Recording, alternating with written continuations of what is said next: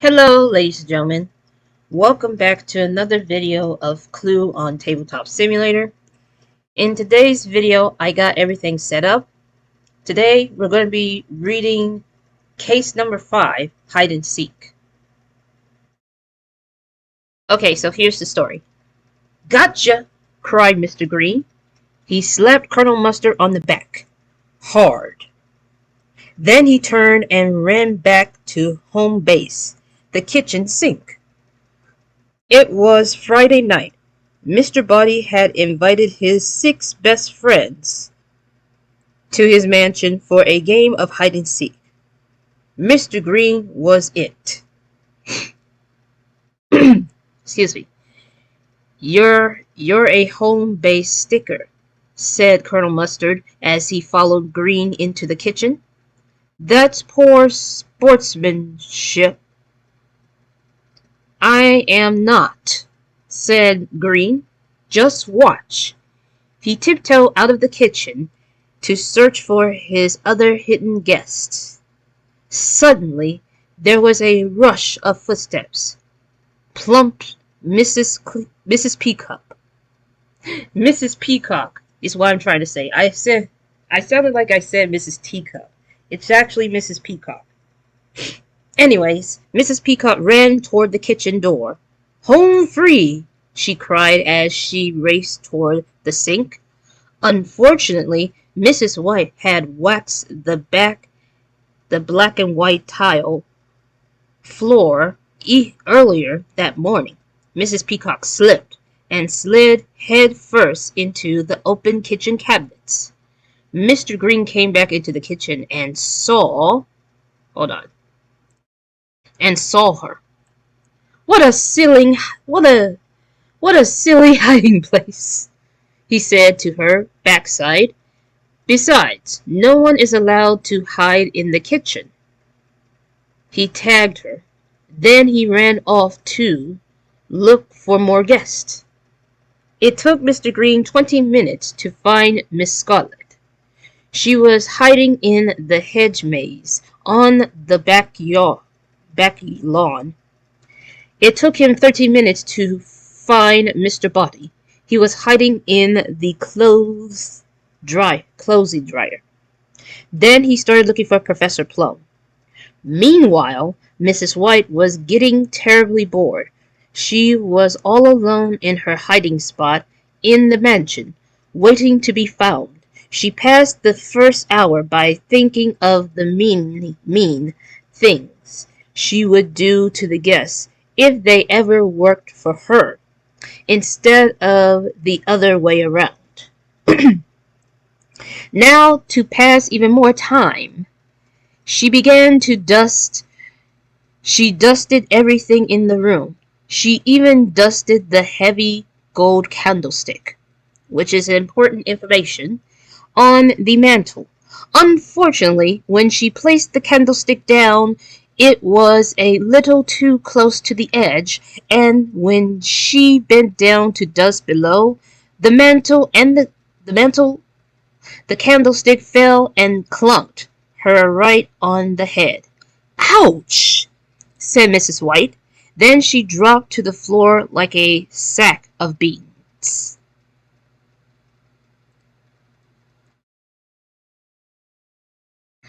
Alright, hold on for a second. I have to zoom in just to get a clear look at it. It took Green 14 minutes to find the professor. He was hiding in a broom closet and forgot to come out. Well, that's everyone, he told the rest of the guests in the kitchen. Great game, I win. No, great game, I won. Not yet, you didn't, said Mr. Body. You still have to find Mrs. White. Wow, said the Colonel. He checked his timepiece. Has she got patient?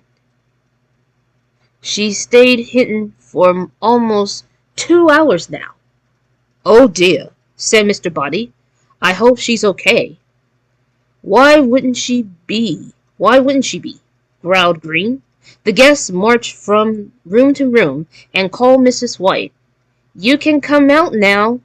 The game's over, Mrs. White. I should have said, the game's over, Mrs. White. I'll search the lawn, announced Colonel Mustard. He ran outside. He stood in the vast darkness of the back lawn. He couldn't see a thing. It's as dark as the inside of my boot, he murmured. He called for Mrs. White. He whistled. He howled. He yodeled. Not a sound. Then he took out his revolver. He screwed on the special flare attachment. He aimed the revolver straight up in the air and fired. Unfortunately, the colonel's aim was a little off. The flare sailed straight through the library window. Uh-oh. That's not good. Excuse me. That's not good at all. Whoops, said the colonel. Hold on. Sorry about that, ladies and gentlemen. I have a little bit of a sneeze. But anyways, let's get back to the story. The flaming flare landed right between Mr. Body's dictionary and his encyclopedia of seashells. Both books caught on fire. Soon the whole library was in flames. You know, said the professor to the other guests, I think Mrs. White must have gone back to the kitchen. Why do you say that? Mr. Body asked. Because I smell something burning. You're right, said Mr. Body. Now that you mention it, it does smell like Mrs. White's pancakes. Done to a crisp and then cooked for 15 minutes more. They looked in the kitchen, but Mrs. White was not there. Fire! Yelled Colonel Mustard, charging back into the house. Everyone out! But we can't leave now, said Mrs. Peacock, beginning to cough. Sorry. Mrs. White may still be hiding somewhere in the house. Right you are, said the colonel, taking charge. Everyone check a room. Then we'll meet outside. And hurry, urged Mr. Body. Mrs. White's life is at stake. They all ran off in different directions. A few minutes later, the guests had gathered again on the mansion's front lawn. Smoke and flames were pouring out of the mansion's open windows. Beads of sweat were popping out on everyone's red faces. The colonel lined up his troops and paced up and down in front of them. Who checked what? He demanded. Sound off one at a time. I checked the library, said Mr. Green. I checked the billiard room. And the conservatory, said Miss Scarlet. I checked the hall and the lounge, said Mrs. Peacock.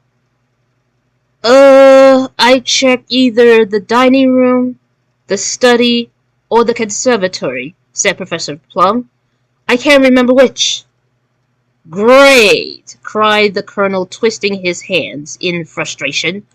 All right, everyone stay outside. I'll take care of this. Gallantly, I don't know if that's how you pronounce it, the colonel charged back into the burning house. He checked the dining room. Mrs. White was not there, and the smoke grew so thick that even the brave colonel was driven out of the mansion. Meanwhile, Mrs. White still lay unconscious. The flames curled slowly toward the hem of her black and white dress. She had only seconds to live. As luck would have it, no two rooms were checked twice. Interesting. Can you figure out which room Mrs. White is in time to save her life?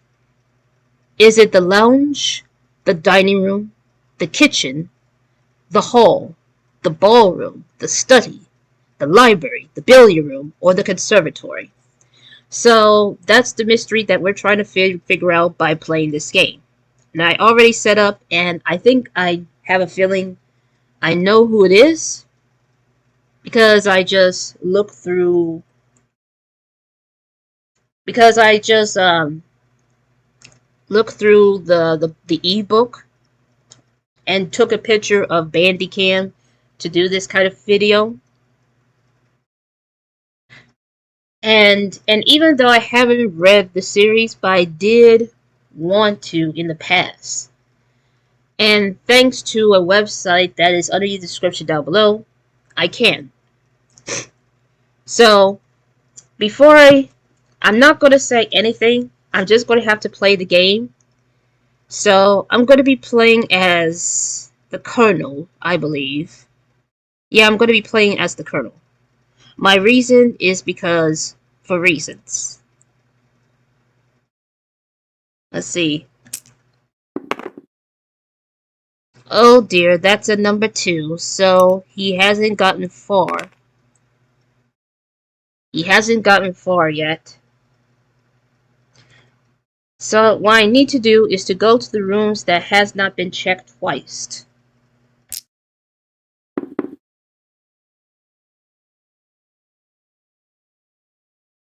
You know what? I'm just going to play all the characters. Just because it wouldn't be fair if I just play just one. So that's 2 for Mrs. White. That is 7 for Mr. Green. 1, 2, 3, 4, 5, 6, 7. I don't know if I miscounted. For Professor Plum is 5. 1, 2, 3, 4, 5. He encounters Mr. Green and says, "No one is here." No, that's Mrs. Peacock. Professor Plum is up here, and he has a 5. So 1, 2, 3, 4, 5. Okay, next up is Miss Scarlet. That's a 6. So 1, 2, 3, 4, 5, 6. I don't know if that's correct. One of these suspects needs to go to the room that I wanted to choose. A 3 for Colonel.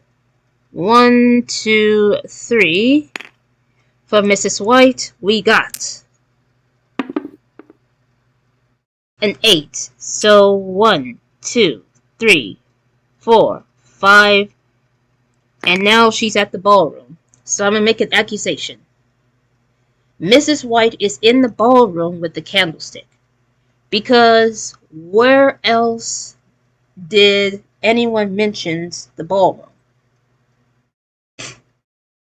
Just tell me that. Okay, let's figure out if I'm correct.